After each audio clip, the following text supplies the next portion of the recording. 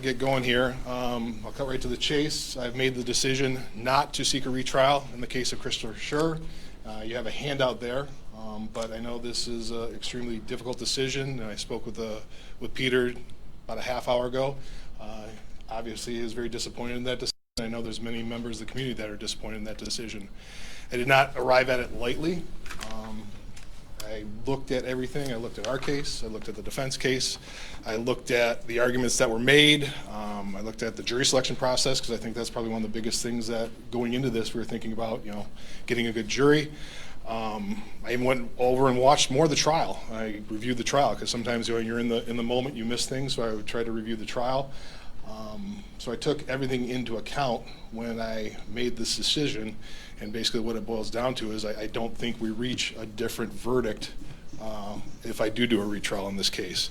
The jury came back deadlocked.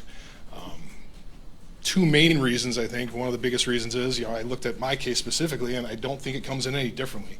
A lot of times in a retrial, you have things that didn't come in cleanly. You have things that may have not been gone the way you hoped. This came in as clean as I could have expected. I thought we presented a good case. I presented everything I wanted. All the facts were out there that I had, and it's not like I can change anything. There's no different things that I'm going to be able to change in presenting this case a second time. Something that I missed, something along those lines, and that very often goes into these decisions that, well, we could have done this differently. No case is absolutely perfect, but there are, minor things that may have happened, but there's nothing earth-shattering that's going to change how I present this case or what the facts are that come into the case. The second thing is, and like I said before, I think the jury selection is the biggest thing. I think I said before, and I'll say it again, I think we had a really good jury. These were very conscientious jurors. They were put in a unique situation. We've never had a situation where we've spent a week, almost 5 days, picking a jury where they're sitting alone for days on end before they even start hearing the case. With that being said, they paid attention. They asked good questions. They were engaged that entire time. So this was a really good jury from my perspective, and I can't always say that. The questions they asked were, for the most part, on point when they're going through that process, and they spent a long time in deliberations. So they took this case, gave it the seriousness that it should have gotten. Now, I know some of the numbers have been out there. From my understanding, this did play a role in my decision making. It initially came out as 4-4-4, kind of a split. Not surprising, 4 for guilty, 4 for not guilty, and 4 kind of undecided. It did shift to 7-5, I think right about the time we got the first maybe we're hung kind of a response from the jury, and then it moved to 10-2 for not guilty. So that does play a role, and so with that being, I took a look at what is our history in our office in terms of doing a retrial, and quite frankly, we've had about 15 hung juries in the last 6 years, and we've only retried 1 in that 6-year period, and that was 11-1 for guilty. And looking at the facts of that case, it was a pretty overwhelming case, and so that's a case where you have a rogue juror. This was not a case with a rogue juror. I think this case, they paid attention, they did a lot to try and arrive at a verdict, and they couldn't arrive at a verdict. So then it goes back to, okay, what do I do differently? What can we do differently the next time we have this jury panel or to select a jury? I looked at what we did in the process. There were 43 strikes for cause. A lot of those were, they couldn't spend the time, they had conflicts, whatever it may be, but out of those, I recognized there were 15 that we said showed a bias to our case, at least in the process right there when we're questioning them. That didn't even reach, we had identified 30 before we even started selecting a jury of what I would term problematic jurors that I could say, geez, they're going to be a problem if we get them on the panel. They didn't make it into the jury box. So we then used 10 of our 12 peremptory challenges. I talked about this earlier where we cleaned out people that after they came forward and for whatever reason, for a variety of reasons, some of which had ties with the law enforcement, that we did everything we could. I can't eliminate everybody that has ties to law enforcement, because I've heard that out there is that, well, there's people on there that had ties to law enforcement. You're not going to eliminate everybody. That's not possible. So that's always going to be a factor. So what it boils down to is, I put the best case I could forward. when I tried this case. I did the best I could. I did everything I could. The jury couldn't reach a verdict. I still stand by the decision. I have, been involved in a number of officer-involved shooting cases or use of force cases. I've cleared most of them. This is one I thought should go to a jury. Have a jury decide based on, there's a substantial question of the reasonableness of his actions based on the totality of circumstances. We argued that, and the jury, a very good jury, was not able to reach a verdict. So I just don't see how, when you do your best you can, it comes in as good as you can. Generally, it's going to go worse the second time around, and I just don't see us being able to reach a verdict. I think you'll have the same, even if maybe we'll get some people on our side more in terms of, I think we'll just have the same amount maybe hung on the other side. I just don't see a place where we get 12 people to agree. This has split the community. I've heard over the last 2 weeks people passionately on both sides calling me, emailing me, advocating for and against a retrial. So that didn't play a role. I got to make this decision on my own. And looking at everything I had, looking at the facts, quite frankly, I felt there was not a basis to be able to retry this case and have a verdict at the end. So I made the decision to not do that. Can you talk about the message this sends to the community? Yeah, I don't know if there's any message. I'm not big on messages sending to the community. I mean, I think we try and make our decisions based on the facts and analysis, and in every case. I mean, I don't think this is, something that I'm trying to send a message by, charging him or not charging him. I made this decision based on the facts, based on the law, and what I thought I could prove. Like I said, I thought it went as good as it could have, but the jury, it's always a jury decision, and you never know what his jury's going to do. But based on what I had, we had a very good jury, and I just don't see it coming to a different conclusion. So I don't know if there's a message there. It's I think to some extent the system works. I think this is a split community on this issue, and but I still trust in the jury system, and sometimes this happens. Did you consider? What does this mean for Schurr? Is he a free man now? What does this mean for him? We're not proceeding any further. He's been free. He's been out on bond all this time, so he's gonna, we're just not gonna proceed. The case will essentially, be closed.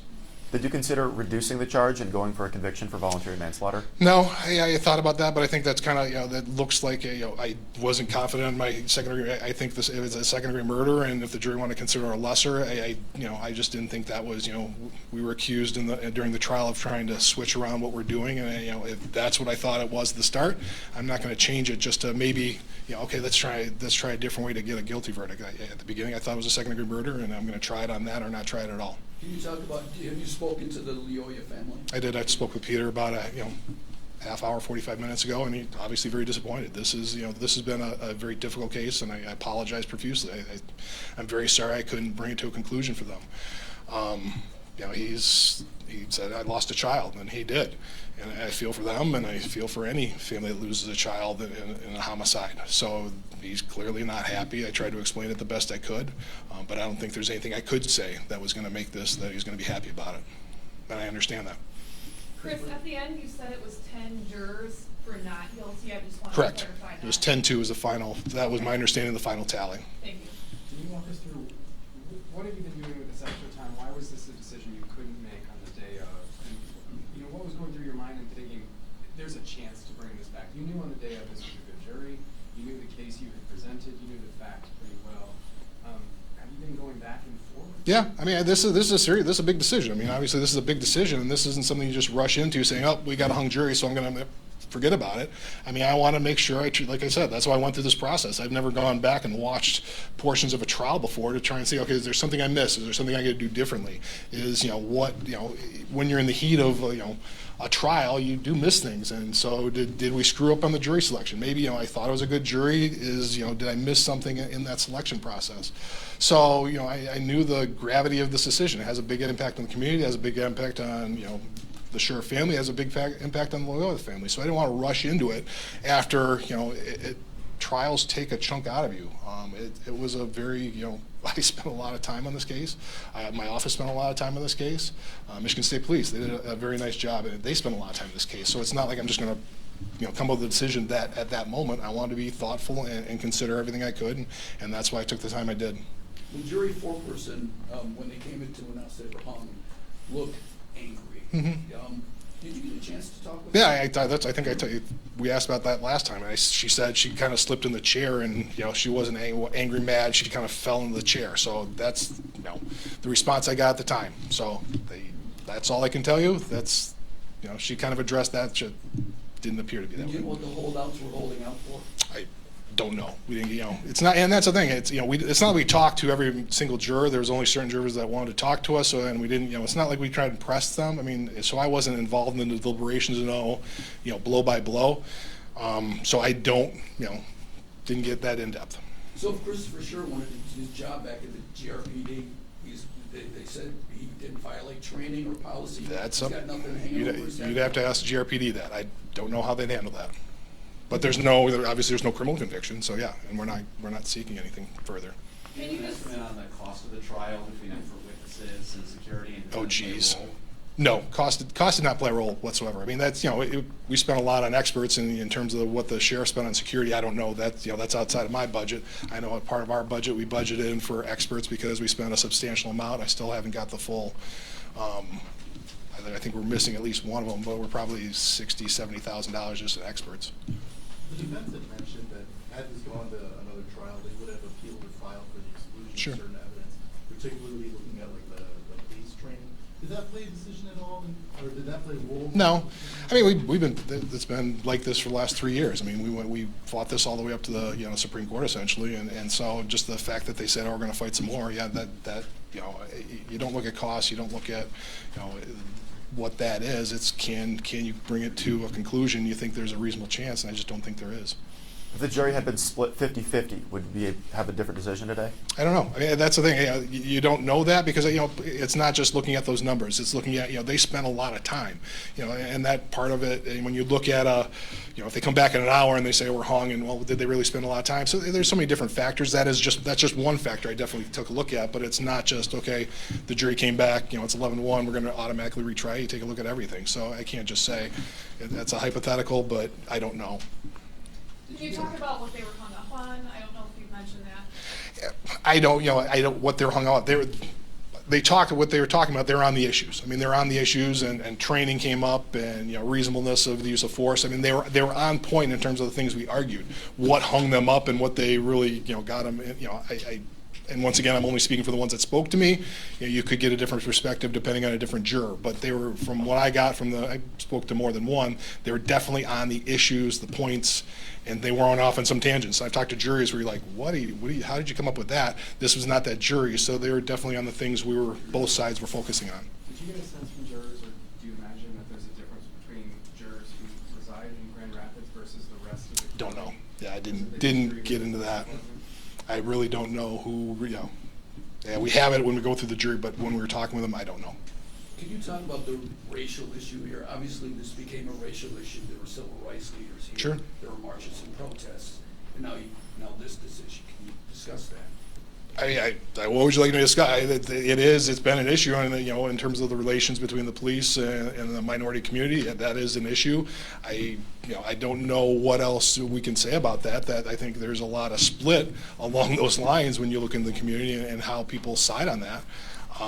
But that's, quite frankly, it's nothing new. That's always been out there for probably as long as I've been, a prosecutor. So it's, I'd like to see it healed. I'd like to see that come together. I hope at some point in time we can.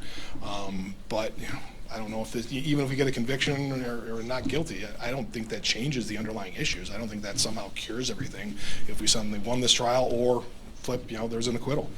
It's going to be out there, and it's something we're all going to deal with, and I think we're all trying, we being law enforcement, are trying to deal with that. I think Chief Winstrom's trying to deal with that. He's been trying to deal with that since this happened, and it's something I try and deal with as well in terms of my outreach.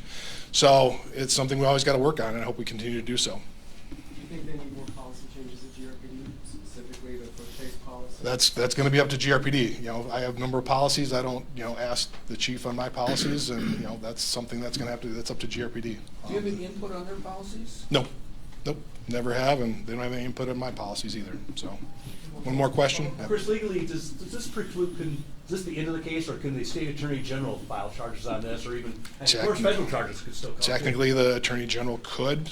She never has before, but technically, I think that there's always a possibility. Have you heard from her office? No, nope, not at all. All right, thank you.